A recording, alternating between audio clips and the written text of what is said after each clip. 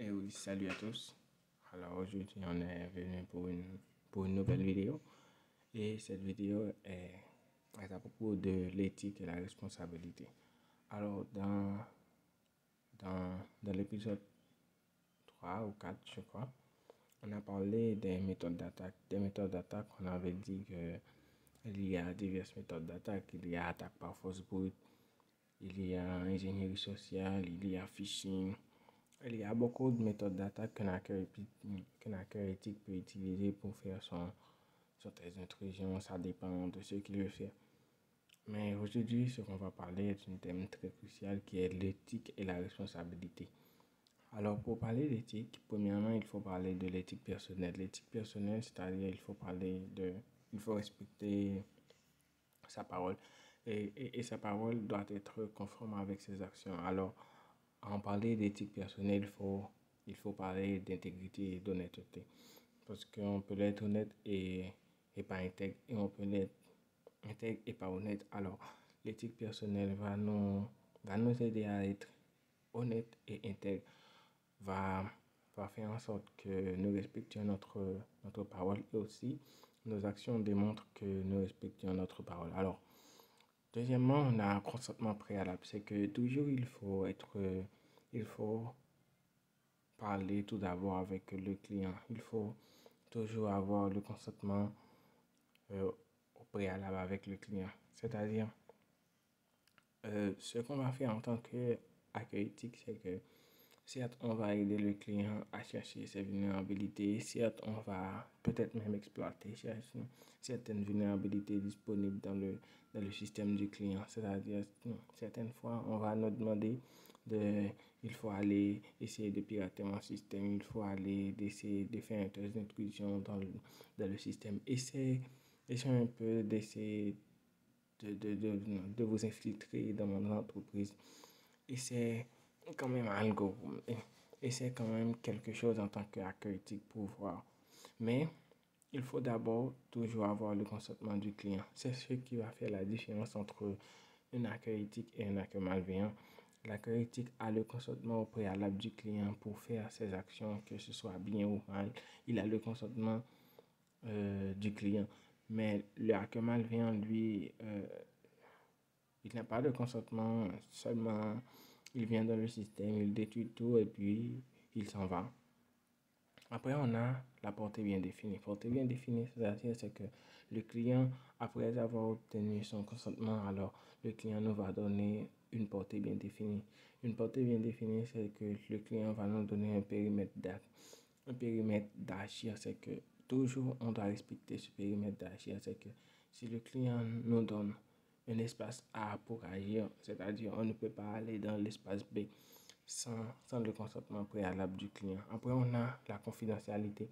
La confidentialité, c'est que toujours ce qu'on a parlé avec le client doit être resté confidentiel entre le client et nous. C'est que ces informations-là, tout ce qu'on avait discuté dans, dans l'engagement, dans l'après-engagement avec le client, c'est que tout cela doit être resté confidentiel entre nous et le client. Même si notre contrat avec le client a terminé, on doit toujours respecter cette clause-là de confidentialité. Après, on a autre code d'éthique qui est la non-malveillance. Non-malveillance, c'est que nous, ce qu'on va faire, c'est que l'on ne va pas agir comme des malveillants, c'est-à-dire venir faire notre test d'intrusion et puis détruire tout et puis s'en aller divulguer les données. Non, on ne va pas agir comme des malveillants. C'est-à-dire, on ne va pas causer de nuisances au système, mais ce qu'on va faire, c'est que on va essayer de chercher ce que peut nuire le système. Nous, on va faire un rapport dessus et puis l'informer aux clients pour que eux-mêmes puissent le réparer, ou du moins s'ils veulent que nous les aidions à le réparer, alors on peut le faire. Après, on a la transparence. La transparence a beaucoup de rapport avec la non-malveillance. Non-malveillance et la transparence est un rapport. La transparence, c'est que nous, lorsqu'on fait notre test d'intrusion, c'est-à-dire lorsqu'on essaie de pénétrer dans l'entreprise, lorsqu'on essaie de voler quelque chose, lorsqu'on essaie d'exploiter cette vulnérabilité, on doit toujours rester transparent. Rester transparent, c'est que ce qu'on va faire, ne va pas nuire à la disponibilité du système. C'est que si l'entreprise travaille 24 sur 24, c'est que nous, si nous allons faire un pentest, ou du moins un test d'intrusion, cette test d'intrusion-là ne doit pas nuire avec la suite d'activité là de cette entreprise. C'est-à-dire, on ne va pas causer une nuisance à que cette entreprise-là doit fermer entre 2 à 4 heures de service.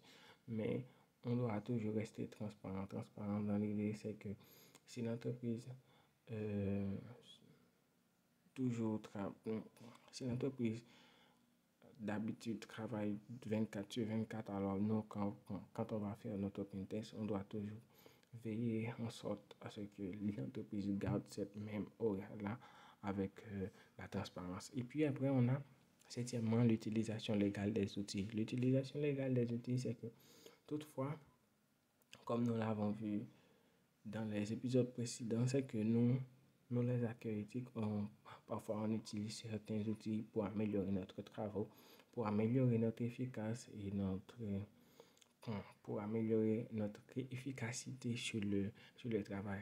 Et on souhaite, et plusieurs fois, on utilise des outils comme Nmap, comme Rorschach, comme John the Wiper, comme Hashcat. On utilise beaucoup d'outils, ça dépend du test d'intrusion. Mais ces outils-là qu'on doit utiliser dans le test d'intrusion, c'est qu'on doit toujours faire attention à ce que ces outils-là soient conformes avec la loi du pentest, ou du moins avec la loi du pays dans lequel on est en train de faire le pentest, là pour ce particulier, pour cette entreprise-là. On doit toujours respecter en sorte que les outils qu'on va utiliser, les outils doivent être conformes à ce que dit la loi selon la forme du test d'intrusion, ou du moins la forme du recherche de vulnérabilité que l'on est en train de mettre sur pied. Après, on doit toujours être dans le concept d'éducation continue. L'éducation continue, c'est que même quand on fait le pentest pour un particulier, ou du moins, je souhaite dire pentest, c'est pentest veut dire le test d'intrusion. Même quand on fait un test d'intrusion pour une entreprise, c'est qu'on doit toujours chercher un moyen d'apprendre,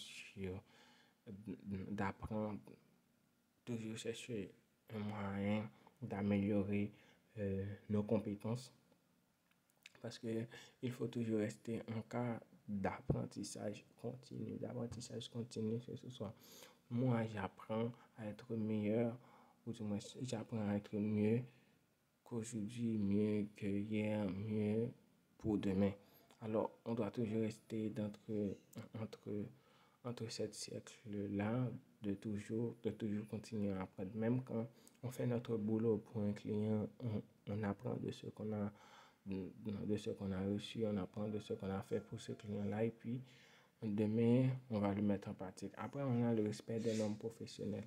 Le respect des normes professionnelles, c'est que il y a certains standards comme ISO 27001, certains standards comme comme standard IPA, des standards étrangers.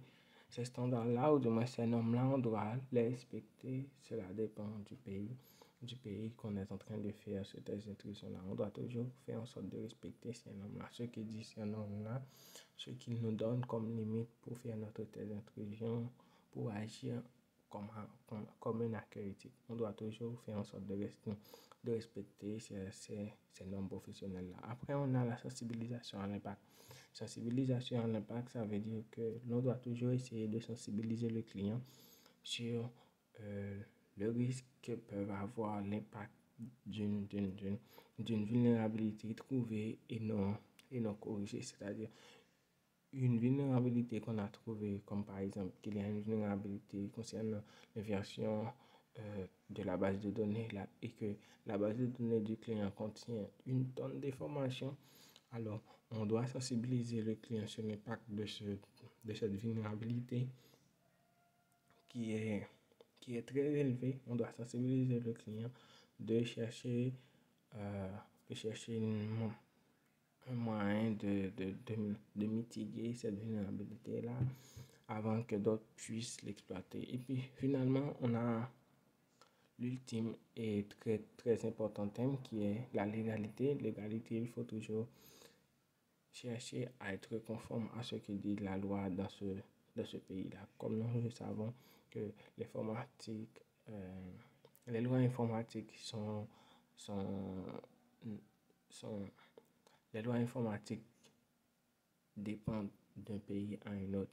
C'est-à-dire, les lois informatiques ont des frontières. C'est-à-dire, ce qui est applicable comme loi en France peut ne pas, peut ne, peut, peut ne pas être applicable aux États-Unis. Et ce qui est applicable aux États-Unis peut ne pas être applicable en France. C'est-à-dire que ces deux pays-là peuvent avoir différentes lois informatiques à propos de ce qu'un hacker éthique peut faire. Alors, nous, on doit toujours chercher à rester connecté avec ces lois-là pour savoir ce qu'on peut faire et ce qu'on peut faire.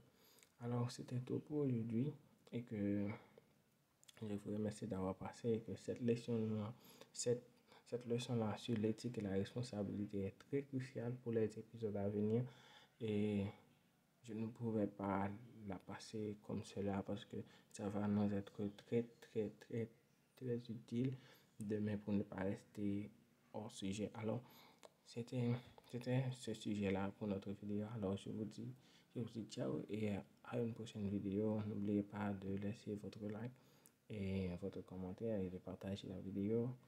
Donc, à la prochaine.